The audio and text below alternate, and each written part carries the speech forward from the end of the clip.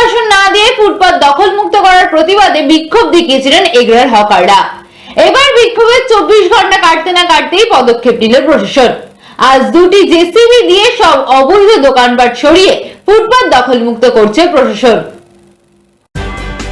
গতকাল এগরা পৌরসভার রাস্তার দুপাশে অবৈধভাবে দোকানপাট বসানো হকাররা রাস্তা অবরোধ করে পৌরসভা ঘেরাও করে বিক্ষোভ দেখিয়েছিলেন।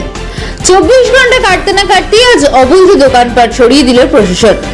রাজ্যের মুখ্যমন্ত্রী মমতা ব্যানার্জির নির্দেশে সকাল থেকেই কড়া পুলিশি নিরাপত্তায় এগরার ফুটপাত জবরদখল মুক্ত করতে নামল মহকুমা প্রশাসন।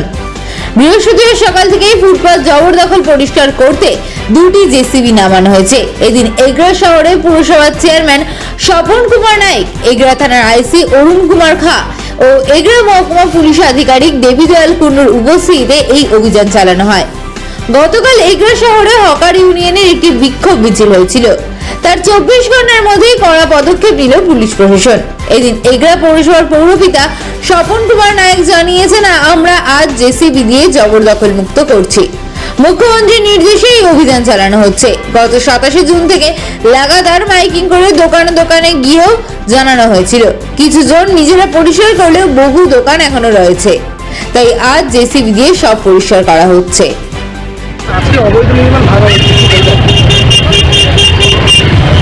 প্রশাসনের নির্দেশ আছে, তার জন্য অবৈধ নির্মাণ সব ভাঙা হচ্ছে। মিউনিসিপ্যালিটি আছে, এসডিও স্টাফ আছে, নির্দেশ আছে, যা আছে রাস্তা মুক্ত করা হয়েছে।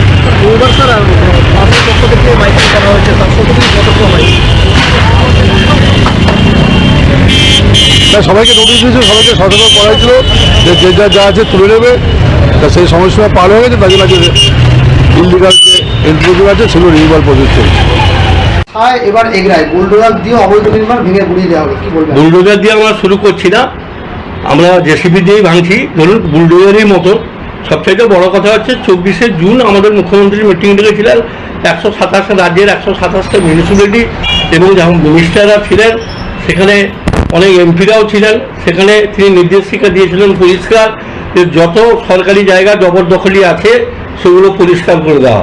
তাতে যদি কেউ প্রতিবাদ করে, আমিও যদি করি, মন্ত্রীরা যদি করে, যদি এমপিরা যদি করে, এমএলএরা করে, কাউন্সিলররা করে, চেয়ারম্যানরা করে, তাকে সঙ্গে সঙ্গে এফআইআর করে থানায় ঢোকাতে হবে।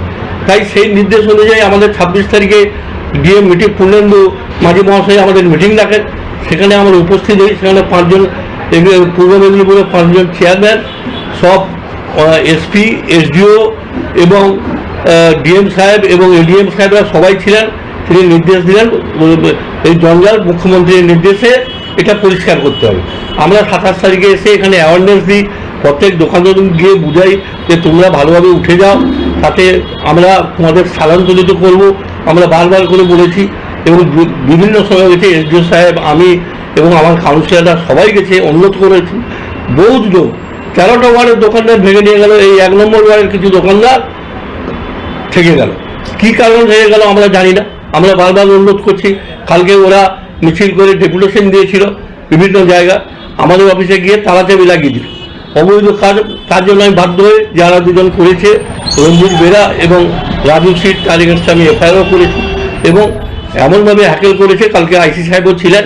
তাই আজকে আমরা প্রশাসনের উদ্যোগে সহযোগিতায় প্রচুর দুটো জেসিবি নিয়ে আমরা সব জঞ্জাল মুক্ত করছি, আমরা জবরদখল মুক্ত করছি।